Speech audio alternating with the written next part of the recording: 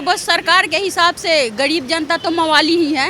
अब हम अगर कुछ बोल दे तो हम सरकार के अगेंस्ट हैं। हम अपने तकलीफ को कह दे आपसे तो हम भी बागी हो जाएंगे, पर हम क्या करें, हम तो इतना टूट गए।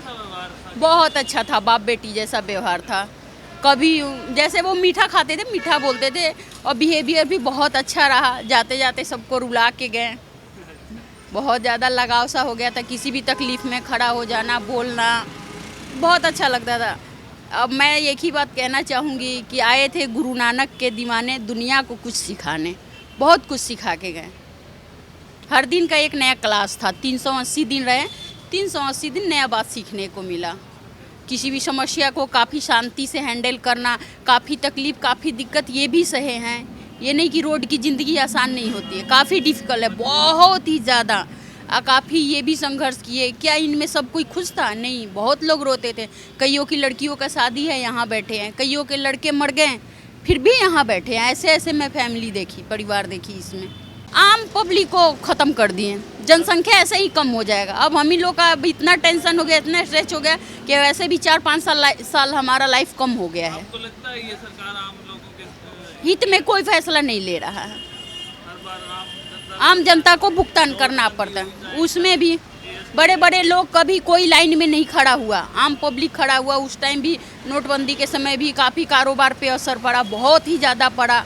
और ये लॉकडाउन एकदम से सुना दिए कि हाँ भाई कल से लॉकडाउन है। रेंट पे रहने वालों का क्या हसरत हुआ है। एकदम से सब बंद करके हमें भी किराया देना पड़ा, ब्याज पे उठा के साहूकारों से लेके। वो अभी भुगतान ही नहीं किए थे कि ये हो गया, रोड बंद हो गया। उसके बाद इसमें काफ़ी नुकसान हो गया। अब तो समझ में नहीं आ रहा कि किधर से कैसे संभलेगा, क्या होगा, बचेंगे कि क्या होगा। बहुत असर। लेकिन ये किसान आए थे उस टाइम, ऐसा लगता था जैसे अपना तकलीफ़ इनके तकलीफ़ को देख के कम हो जाता था। ये भी काफ़ी तकलीफ़ में थे यहाँ। ये भी अपना घर छोड़ के, ये तो मरने के इरादे से बैठे थे। गवर्नमेंट मानेगा तो घर लौटेंगे, नहीं मानेगा तो यहीं मर के जाएंगे। तो क्या लगता है ये चुनाव की वजह से हाँ, हमें ज़्यादा यही लगता है शायद गवर्नमेंट चुनाव के वजह से ये माना है, नहीं तो नहीं मानते। किसानों के हालात तो एक साल से देख हाँ, वो बिखर रहे थे। 1 साल से गवर्नमेंट को समझ में नहीं आ रहा था। ये इतना जगह चुनाव है ना, इसीलिए शायद गवर्नमेंट माना होगा, लालच में। हमारा सरकार तो सेल्फिश है। आपने क्या क्या यहाँ पे हालात देखे एक साल में, तो तस्वीर आपके सामने काफ़ी बुरे दौर से ये भी गुजरे हैं, किसान भी काफ़ी बुरे दौर से गुजरे हैं, बहुत ही ज़्यादा। अब इतना तेज़ धूप, वो भी यहाँ गर्मी में ये बर्दाश्त किए। रातों को तो बारिश और तूफान के दिनों में इनके तंबू फट जाया करता था, और वो रात ये बारिश में बैठ के काटा करते थे, सुबह का इंतज़ार करते थे। फिर भी बहुत से लोग कहते थे ये फ्री में बैठे हैं, जिनके घर पे कोई काम नहीं है वो ऐसे आके बैठ गए। अब हम अपना हक मांगेंगे तो हम फ्री के बैठे हैं। ये अपने हक के लिए बैठे थे। इनका लड़ाई सही था। इस मार्केट से, इस कॉलोनी से काफ़ी सपोर्ट था इनको, इन लोगों को। आपको नुकसान हुआ, फिर भी आपको ये नहीं है भी किसानों की बात सुनी गई है? हाँ, इस बात का खुशी है गवर्नमेंट माना, लेकिन हमें तकलीफ़ गवर्नमेंट से है। हम अब नहीं, किसानों से कोई शिकवा गिला नहीं है, बल्कि उनसे बहुत कुछ सीखने को मिला है। और स्ट्रगल करने के लिए अब वो भी तो अब बैठे थे 1 साल सब छोड़ के। हम भी मेहनत कर रहे हैं, देखते हैं हमारा हालात कब सुधरता है। पर हमें पूरा ही तकलीफ़ गवर्नमेंट से। मैं गवर्नमेंट से बहुत नाराज़ हूँ। किसानों से कोई नाराज़गी नहीं है उनसे, तो काफ़ी लगाव सा हो गया था, एक बाप बेटी का रिश्ता सा हो गया था बहुत ही। अब ऐसा लगता है आगे देखने पे काफ़ी तकलीफ़ सा महसूस होता है, ऐसा याद आता है। ऐसा लगता है कि एक सपना था वो टूट गया। वो सपने में हम जी रहे थे, शायद उसी में जीते तो अच्छा रहता। आसपास के लोग भी खाना खाते थे। हाँ, यहाँ जो भी इनकी ज़रूरत की सामान होती थी इसी मार्केट से लेते थे ये सब, इसलिए थोड़ा अब ज़्यादा असर हो गया है मार्केट में। जनता भी यहाँ खाना खा रहे हैं। हाँ, ये कॉलोनी के लोग भी इनके लंगर में काफ़ी लोग खाते पीते थे सब कुछ। पर ये जब जान गए कि सारे लोग को यहाँ खाने की वजह से दुकानदारों को तकलीफ़ हो रहा है, तो ये धीरे धीरे लंगर कम करने लगे।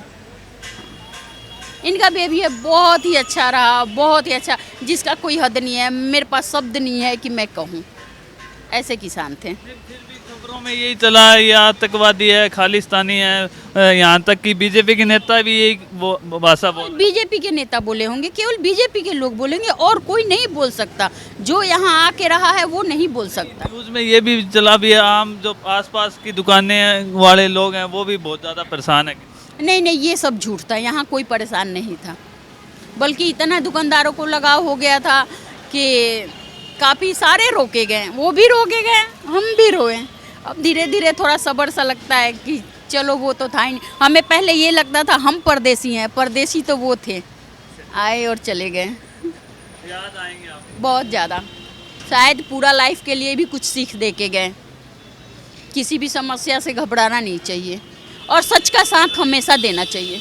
सच की जीत होती है, बेशक सच के आग से गुजरना पड़ता है, लेकिन सच का जीत होता है। किसान की अहमियत सरकारों को क्यों नहीं समझ आ रही है आपके हिसाब से? ये तो हमें भी लग रहा है कि किसान, ये हमारे गवर्नमेंट हैं, हमारे लिए बने हैं, हमारे बारे में क्यों नहीं सोचते हैं? आम पब्लिक के बारे में वो क्यों नहीं सोच रहे हैं कि वो कैसे जी रहे हैं, उनके लाइफ को कैसे सुधारा जाए, कैसे क्या क्या? कुछ भी नहीं, गवर्नमेंट तो केवल पूंजीपतियों का होके रह गया है, ऐसा लग रहा है। कोई सरकार है जो ऐसे मान लो, क्योंकि आम जनता की तो बात हर सरकार करती है, पर आम जनता का भला होता दिखता नहीं है। कोई ऐसे किसी सरकार को नहीं कहा जा सकता है, लेकिन ये थोड़ा ज़्यादा ही सेल्फिश है सरकार। ये सरकार ज़्यादा ही है, मुझे ऐसा लगता है कि जिस राज्य से जाएंगे दोबारा नहीं आएंगे। हम तो परेशान हैं, जब से ये आए तब से हमें कीमत चुकाना पड़ रहा है। ये तो हद ही हो गया। आप क्या कभी कोई ऐसा, कोई भी किसी भी पार्टी के राजनीतिक से या नेता से आप ये देखे हो कि देश का धरोहर बेचे या किसानी भी दाव पे लगाए? ये तो दाव पे लगाने वाली बात थी ना। अगर ये हक लड़के ना लेते तो ये भी ख़त्म हो जाता। अब हम अपने बच्चों को किस उम्मीद में पढ़ाएं, ये बताओ? 2 साल से पढ़ाई भी बच्चों का नुकसान हो रहा है। देश का भविष्य होता है न्यू जनरेशन, वो रीढ़ की हड्डी गवर्नमेंट तोड़ रहा है।